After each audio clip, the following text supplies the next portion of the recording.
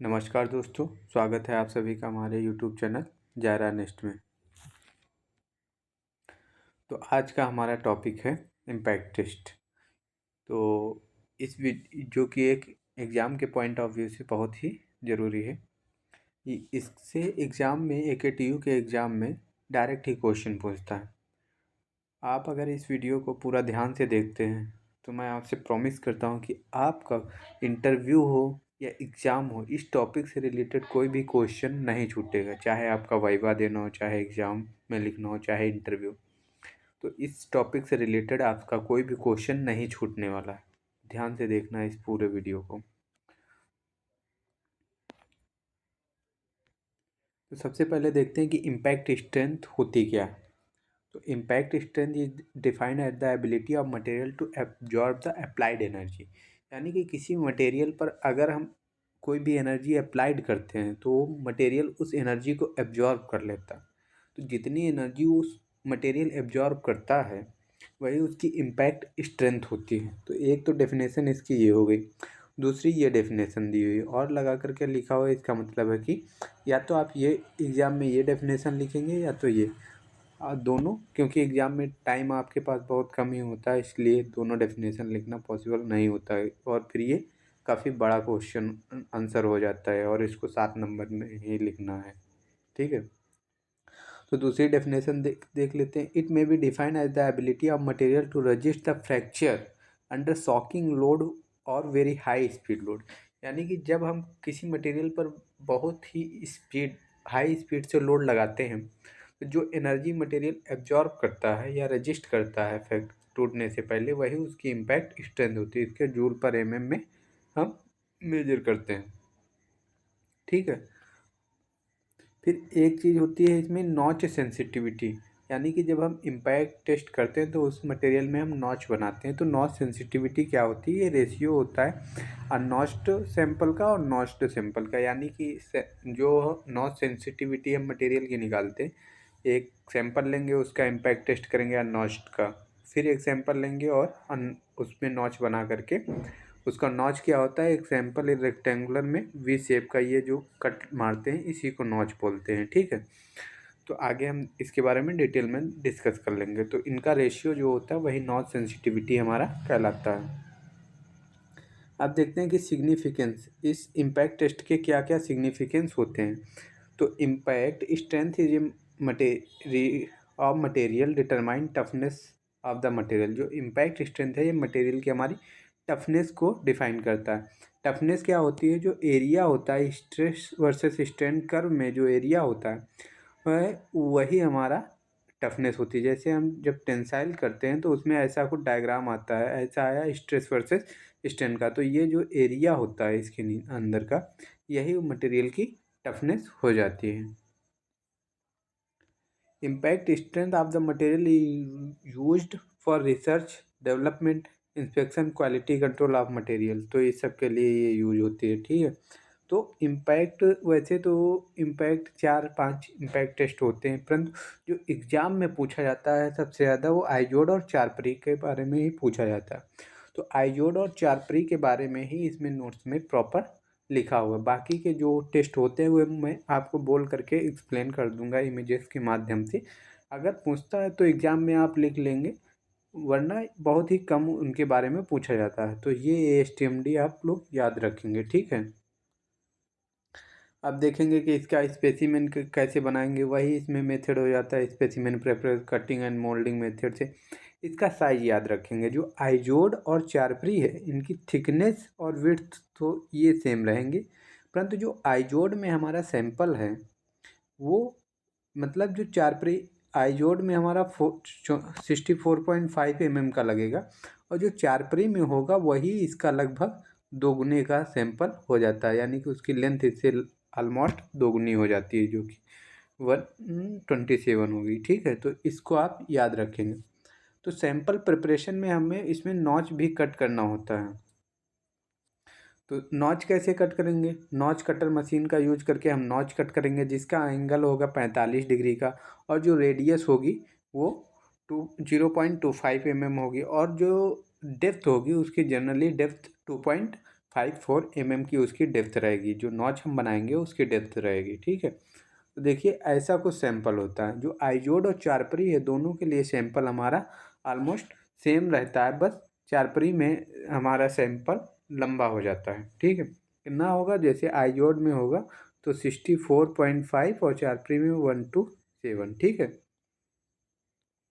तो ये देखिए ये इसमें एंगल इसका दिया हुआ है, एंगल दिया हुआ है कि इसमें कितना एंगल लगेगा, ये इसकी रेडियस और ये इम्पैक्ट। तो जनरली लोग क्या करते हैं कि ये सैंपल बना देते हैं एग्जाम में और इसकी डायमेंशंस नहीं लिखते हैं, ये जो नॉच होता है। परंतु आप लोग इसमें नॉच में डायमेंशंस लिख के आएंगे तो इम्पैक्ट ज़्यादा पड़ता है। कंडीशनिंग सेम ही होती है सबकी। ठीक है, अब देखते हैं कि इसमें कौन कौन से इक्विपमेंट इस टेस्ट को करने के लिए हमें कौन कौन से मशीन क्या क्या इक्विपमेंट लगेंगे। तो इम्पैक्ट टेस्टर जो कि एक मशीन होती है जिसमें इम्पैक्टोमीटर लगा होता है, लॉन्ग रिजिड आर्म होता है, स्ट्राइकिंग हेड और वाइसेस होती हैं। ये मशीन होती है जिसमें ये सब लगे होते हैं। इम्पैक्टोमीटर क्या होता है, ये एक स्केल होती है जो कि इंडिकेट करती है इम्पैक्ट एनर्जी। वाइसेस वाइसेस क्या होता है, जिसमें हम सैंपल को फिक्स करते हैं, वही हमारा वाइसेस कहलाता है। यानी कि स्पेसिमेन जो होल्डर होता है वही हमारा स्पीसीज कहलाता है। तो कौन कौन सी वॉइसेस चाहिए होंगी, एक मिनट। तो वॉइसेस हमें कौन कौन सी चाहिए होंगी, Izod impact test like cantilever beam, और चारपरी में simple supported beam. Cantilever beam और सिंपल सपोर्टेड बीम क्या होती हैं, जैसे आइजोड में हमें क्या चाहिए, कैंटिलीवर बीम। कैंटिलीवर बीम क्या होती है, अगर हम स्पेसिमेन, जैसे ये हमारा स्पेसिमेन है, ठीक है, ये हमारा स्पेसिमेन, इसको एक साइड से हम फिक्स कर देंगे, एक साइड से फिक्स कर देंगे पूरा, इधर से इसका मूवमेंट को पूरे रोक देंगे तो ये हमारा, और एक साइड से हम इसमें कुछ भी मूवमेंट करा सकते हैं, तो ये हमारा कैंटिलीवर बीम हो जाता है। और सिंपल सपोर्टेड बीम में क्या होगा कि स्पेसिमेन जो हमारा होगा तो उसको हम किसी भी चीज़ में बस ऐसे ही रख देंगे, जैसे इस सैंपल को हम यहाँ से ऐसे इसकी बैक साइड से ऐसे सपोर्ट प्रोवाइड करवा रहे हैं, ना कि इसको फिक्स नहीं कर रहे हैं। ठीक है, तो ये हमारा सिंपल सपोर्टेड बीम में काउंट किया जाता है। अब देखते हैं और आगे क्या ज़रूरत होगी। इसके बाद हमें इसमें मास, नेसेसरी मास की ज़रूरत होगी जो कि इम्पैक्ट एनर्जी को इंक्रीज कर। एक नॉच कटर मशीन होती है जो कि नॉच को कट करने के लिए यूज किया जाता है। माइक्रोमीटर, वर्नियर तो सब में यूज होगा उसके डायमेंशंस को मेजर करने के लिए। ठीक है, तो अब हम ये देखिए, ये डायग्राम है, जो मशीन है हमारी कुछ ऐसी दिखती है। तो ये हमारा इम्पैक्टोमीटर हो गया, ये जो इसका हो गया आर्म हो गया, और ये जो इसमें लगा हुआ है यहाँ पर, ये यही इसमें नेसेसरी मास होता है, ये यहाँ पर। ठीक है, और ये जो है इस यहाँ पर मास को अटैच करने के लिए नट बोल्ट दिया होता है, ये हमारा नेसेसरी मास होता है। और यहाँ पर हमारा ये एनविल दिया होंगे और ये इम्पैक्टोमीटर है। ठीक है, जो स्केल होती है वो मेजर करने के लिए। जैसे यहाँ पर देखिए ये मेटल के लिए एनविल दी हुई है। तो इसमें क्या होगा, जैसे हम आइजोड टेस्ट करेंगे जब, तो आइजोड टेस्ट में हम इस नट बोल्ट को थोड़ा ढीला करेंगे और इसमें हम ऐसे वर्टिकली अपना सैंपल रख देंगे। ठीक है, जो नॉच होगा वो जस्ट इस कट के ऊपर ऐसे आएगा। ठीक है, और जो चारपरी टेस्ट होगा, चारपरी टेस्ट में हम सैंपल को यहाँ पर ऐसे रख देंगे। ठीक है, नॉच किधर होगा, जिधर से स्ट्राइक करेगा, यानी कि इसमें जो हमारा पेंडुलम स्ट्राइक करेगा वो इस साइड से होगा, तो इसमें नॉच इस साइड में रहेगा। जबकि आइजोड में ऐसा नहीं होता, आइजोड में जिधर से स्ट्राइक करेगा उधर ही नॉच रखेंगे। यानी कि इसमें जो सैंपल हम ऐसे लगाएंगे वर्टिकली, तो सैंपल का जो नॉच होगा वो इस साइड होगा, उसका फिर इस साइड होगा, ये जो जेड डायरेक्शन बनेगी इस साइड होगा। ठीक है, अब ये हमारा आ जाता है नॉच कटर। नॉच कटर होता है ये। ठीक है, इसमें क्या करते हैं, जनरली एक ब्लेड लगी होती है, ये जिसका एंगल पूरा सेट होता है जैसा कि डिफाइन होता है। हम इस नट बोल्ट को ढीला करेंगे और यहाँ पर जितने हैं ऐसे ऐसे सैंपल रख लेंगे। ठीक है, और इसको बाद में इससे हम इसको मैनेज करते रहेंगे, इसको टाइट घुमाते रहेंगे, फिर ये नॉच इसमें कट कर देता है अपने जितनी उसकी डायमेंशंस होती हैं, तो इसे नॉच कटर बोलते हैं। अब देख लेते हैं कि इसका प्रोसीजर क्या होता है। तो प्रोसीजर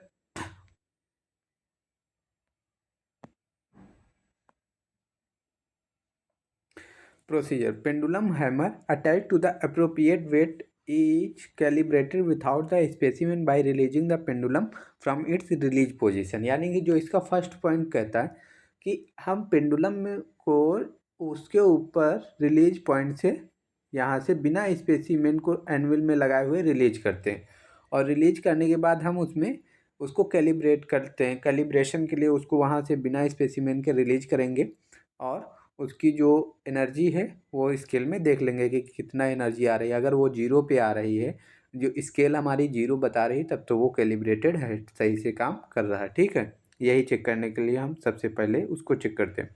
फिर क्या करेंगे, width and thickness of the specimen are measured, thickness measure कर लेंगे।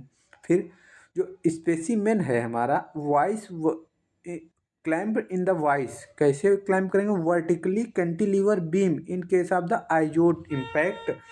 यानी कि आइजोड इम्पैक्ट करने के लिए हमको उसको वाइस में जो हमारी स्पेसिमेन होल्डर होगा उसमें कैंटिलीवर बीम के तहत, कैंटिलीवर बीम की तरह उसमें फिक्स करेंगे। किसमें, इम्पैक्ट टेस्ट में, आइजोड में। और चारपरी में क्या बताता है, such specimen at the end of the specimen striking its off the pendulum. यानी कि जो नॉच होगा, जो आइजोड जो कैंटिलीवर बीम होगा आइजोड में, ठीक है, उसका striking edge of the pendulum, ठीक, जो नॉच का एंड होगा वो उधर उसी साइड होगा जिस साइड से उसमें जो हैमर है हमारा स्ट्राइक करेगा। ठीक है। और चारपरी में क्या होगा, चारपरी इम्पैक्ट टेस्ट उसको हॉरिजेंटल सपोर्ट करेंगे। ठीक है, दोनों साइड से फ्रीली एंड पर, यानी कि दोनों साइड उसको क्लैंप नहीं होगा। और इसमें क्या होगा, जो नॉच है, ये देखिए, notch face opposite side of the striking ink, जो स्ट्राइक करेगा उसके अपोजिट साइड होना चाहिए। ठीक है। तो फिर ये नेक्स्ट पॉइंट आ जाता है, pendulum hammer is released from is release position and allow fall freely strike the specimen curve.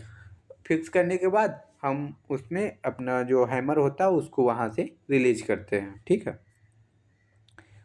फिर next point, if the specimen doesn't break more weight are attach to the hammer and test is repeated until fracture is observe. यानी कि अगर उसके single moment में हमारा जो specimen है वो नहीं टूटा, तो हम क्या करेंगे, उसमें दूसरा हैमर जो कि पहले हैमर से थोड़ा जिसका वेट ज़्यादा होगा उसको अटैच करेंगे, और फिर हम इस टेस्ट को करेंगे। इसमें जो मेन कंडीशन होती है कि वो जो हमारा सैंपल है स्पेसिमेन, वो एक ही स्विंग में, यानी कि एक बार में ही ये सैंपल ऐसे स्ट्राइक करे तो एक बार में ही ये टूटना चाहिए। ठीक है। और फिर इसको जूल में, स्केल में एक रीडिंग आ जाती है, जितनी होती है वो जूल में हम इसको मेजर कर लेते हैं। ठीक है। तो ये देखिए कैंटिलीवर बीम में है, तो ये आइयोड, तो ये हैमर आएगा हमारा, ऐसे स्ट्राइक करेगा यहाँ पर, और ये सिंगल स्विंग में टूट जाना चाहिए। अगर मान लीजिए सिंगल स्विंग में नहीं टूट रहा है तो इसमें हम वेट बढ़ाएंगे। ठीक है, ये आइयोड का हो गया। अब चारपरी में देखिए, चारपरी में जो दिया हुआ है, चारपरी में ये देखिए सैंपल इसमें सिंपल सपोर्टेड बीम के साइड है, और जो इसका नोच है, नोच इसके अपोजिट साइड में है। वहीं ये जो आइजोड है, इसमें नोच किसके साइड है, स्ट्राइकिंग के साइड है। इस बात को ध्यान रखेंगे, ये इंटरव्यू में पूछता है कि सिंपल सपोर्टेड बीम क्या होती है, कैंटिलीवर बीम क्या होती है, उसका नॉच किस साइड रहता है। इस पॉइंट को आप लोग ध्यान रखेंगे। तो और इसमें जो हमारा हैमर होता है, इसमें जो स्ट्राइक करता है तो इस वाले पार्ट से स्ट्राइक करता है आइजोड में, चारपरी में इस वाले पार्ट से स्ट्राइक करता है, और जो आइजोड में है, आइजोड में ये वाला पार्ट उसका स्ट्राइक करता है। और आइजोड का जो एनविल में आपने देखा होगा इसके बीच में लगता है। ठीक है। तो पहले क्या होता था, पहले दोनों टेस्ट के लिए हैमर अलग अलग आते थे, परंतु अब ये न्यू डिजाइन के तहत हैमर आए हैं, तो जिनमें कि ये दोनों एक ही में टेस्ट हो जाता है। ठीक है। अब एग्ज़ाम में तो आप लोग ऐसा डायग्राम बनाएंगे, ठीक है, क्योंकि एग्ज़ाम में ज़्यादा टाइम नहीं होता और कितना भी आप सिंपल डायग्राम बनाएं वो 3 से 5 मिनट आपका ले लेता है। तो आई जोड़ और चारपरी के लिए आप ये डायग्राम बनाएंगे। देखिए जो इसमें दिया हुआ है, ध्यान से देखेंगे, यहाँ पर जो इसका नॉच है आई जोड़ का, वो नॉच इस जो एनविल के एकदम इसके बराबर होना चाहिए, ठीक है। तो इस टाइप का हैमर पहले आता था आई जोड़ के लिए, जो कि इसमें स्ट्राइक करता था, ठीक है। और जो चारपरी के लिए था वो इस टाइप का हैमर आता था। जो चारपरी के यहाँ पर स्ट्राइक करता है तो इसकी रेडियस होती थी इतनी, यानी कि 3.2, और जो इनके बीच का जो डिस्टेंस होती है दोनों साइड सिंपल सपोर्टेड बीम के लिए, वो अराउंड 95.3 और ±1.3 mm की होती है, ठीक है। तो ये आई जोड़ और चारपरी टेस्ट हो गए। अब इसमें देखिए रिजल्ट, कि इनका रिजल्ट हम कैसे कैलकुलेशन करेंगे। तो रिजल्ट के कैलकुलेशन के लिए जो आइजोड इम्पैक्ट टेस्ट है, इसमें क्या करेंगे, एक तो जो स्केल में वैल्यू आएगी उसको जूल में लिखेंगे, फिर क्या करेंगे, thickness of the specimen, specimen की थिकनेस को हम मेजर करेंगे, उससे डिवाइड करेंगे, तो हमारी क्या आ जाएगी, आइजोड इम्पैक्ट स्ट्रेंथ। फिर चारपरी इम्पैक्ट स्ट्रेंथ, चारपरी इम्पैक्ट स्ट्रेंथ में क्या होगा, जो वैल्यू आएगी उसको और फिर क्रॉस सेक्शन एरिया को डिवाइड, क्रॉस सेक्शन एरिया से डिवाइड करेंगे, ठीक है। जबकि आइजोड में क्या होगी, थिकनेस, और इसमें क्या होगी, उसके चारपरी में क्रॉस सेक्शन एरिया, ठीक है। और जो इसकी यूनिट होगी वो जूल पर mm, जो आइजोड इम्पैक्ट की है जूल पर mm ऑफ नॉच, ठीक है। और जबकि चारपरी में क्या होगी, चारपरी में यूनिट इसकी हो जाएगी जूल पर mm² ऑफ नॉच, क्योंकि इसमें एरिया दिया हुआ है, ठीक है। तो इस पॉइंट को आप लोग ध्यान रखेंगे, ठीक है। तो अब हम आप लोगों को बताएंगे कि इसमें कैसे, यानी कि आइजोड में जो है थिकनेस ही क्यों लेता है और चारपरी में क्रॉस सेक्शन एरिया क्यों लेते हैं। तो ये पॉइंट इंटरव्यू और वाइवा के पॉइंट ऑफ व्यू से बहुत ज़रूरी है, ठीक।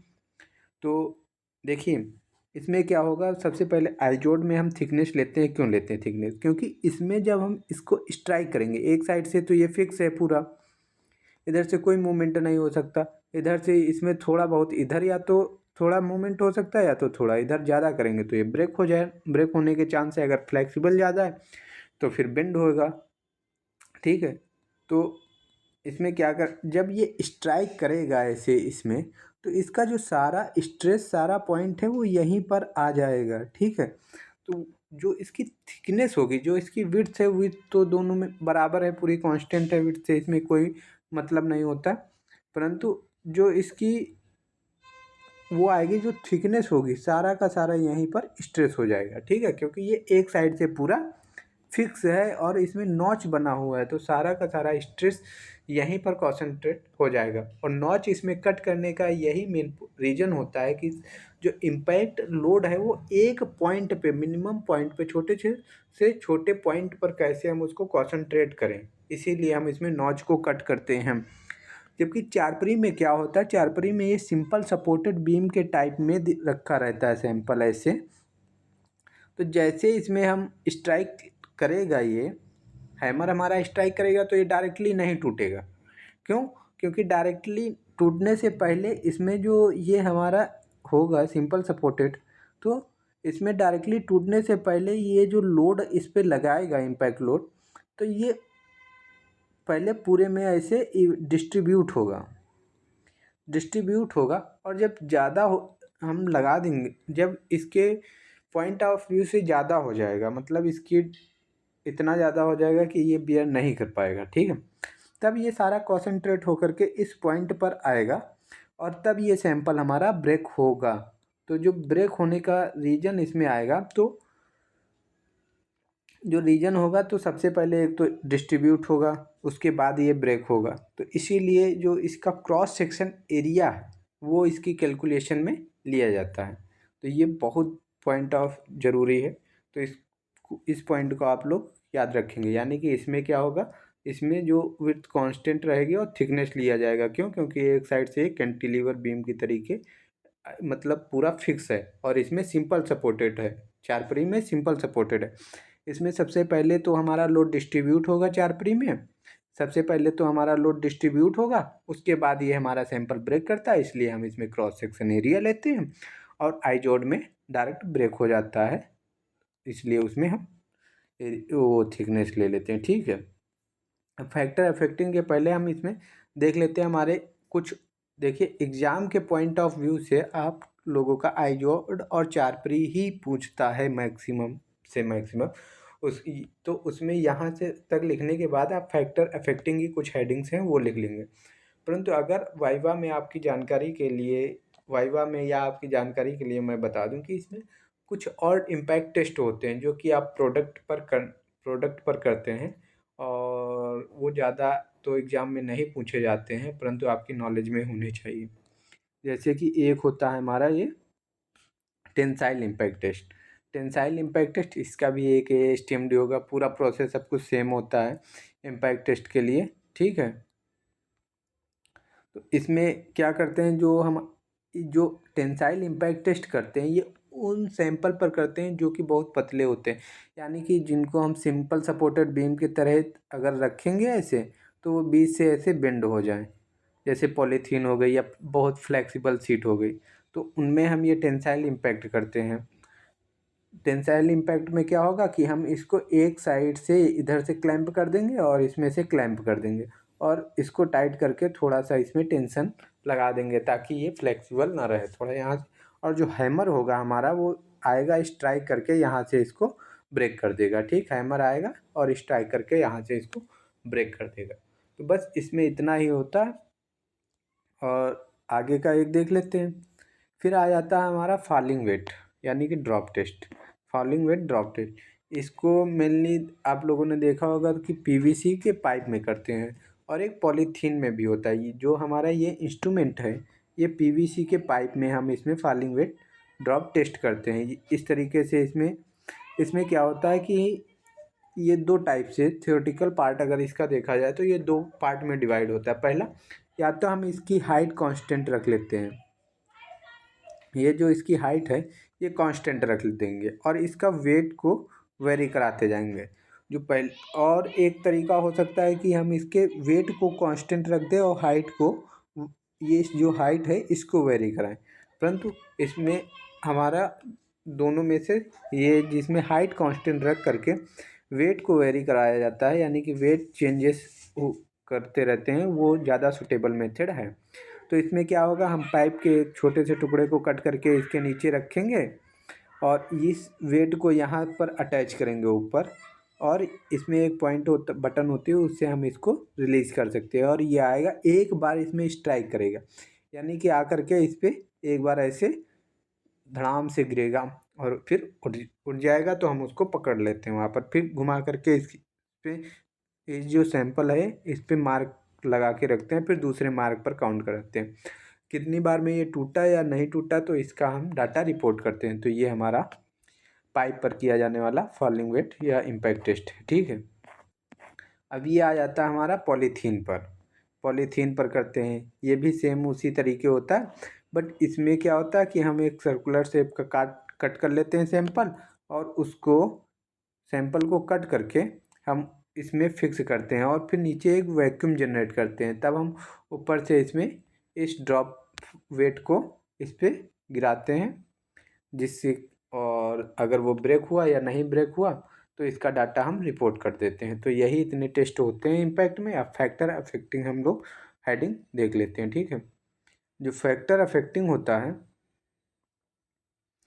The rate of the loading यानी कि कितनी स्पीड से हम इसमें लोड लगा रहे हैं ये हमारा इफेक्ट करेगा। तो जितना भी टेस्ट में जो फैक्टर अफेक्टिंग होता है, जितने भी जो पैरामीटर होते हैं जो मैनुअली सेट किए जाते हैं, वो सारे के सारे फैक्टर को अफेक्ट करेंगे ही करेंगे। दूसरा, हम लोग इसमें नॉच कट करते हैं तो नॉच भी इसके फैक्टर को अफेक्ट करेगा। फिर क्या होगा, टेम्परेचर अफेक्ट करेगा, डिग्री ऑफ द क्रिस्टलिटी भी टेस्ट को इफ़ेक्ट करेगी। तो डिग्री ऑफ द क्रिस्टलिटी जो होगी, अगर हम क्रिस्टलिटी बढ़ाएंगे तो क्या होगी, इसकी इम्पैक्ट स्ट्रेंथ डिक्रीज होगी। क्यों? क्योंकि जो अगर हम क्रिस्टलिटी उसकी बढ़ाते जाएंगे तो उसकी ब्रिटलनेस बढ़ती जाएगी, ब्रिटलनेस बढ़ेगी तो उसकी इम्पैक्ट स्ट्रेंथ कम आएगी। तो इस टॉपिक में इतना ही। मुझे आशा है कि आप लोग इस टेस्ट को अच्छे से समझ गए होंगे और इससे रिलेटेड नोट्स आपको बायो में जब चैनल के जाएंगे तो वहाँ पर एक लिंक होगा। उस लिंक में एक ऐप होगा, अगर आप उसे डाउनलोड करेंगे तो वहाँ पर as it is hand written notes आपको पीडीएफ के फॉर्म में अवेलेबल हो जाएंगे। ठीक है, वहाँ पर एक चैनल होगा, आप उसको आरएसआई पर उसको आप सब्सक्राइब कर लेंगे तो वहाँ पर आपको इसके hand written as it is notes मिल जाएंगे। इसमें जो पेंसिल से बने हुए डायग्राम्स हैं, केवल वही डायग्राम्स आप लोगों को एग्जाम में बनाने हैं। इमेजेस जो हैं ये केवल आपको समझाने के लिए लगाई गई हैं, ठीक है, ताकि आपकी अंडरस्टैंडिंग अच्छी हो सके। अगर इस टॉपिक से रिलेटेड आपके मन में कोई भी क्वेश्चन है तो आप कमेंट कर सकते हैं, मैं उसका रिप्लाई जल्दी से जल्दी देने की कोशिश करूँगा। ठीक है, तो thank you so much for watching this video and अगले नेक्स्ट वीडियो में नेक्स्ट टॉपिक के साथ हम लोग डिस्कस करेंगे।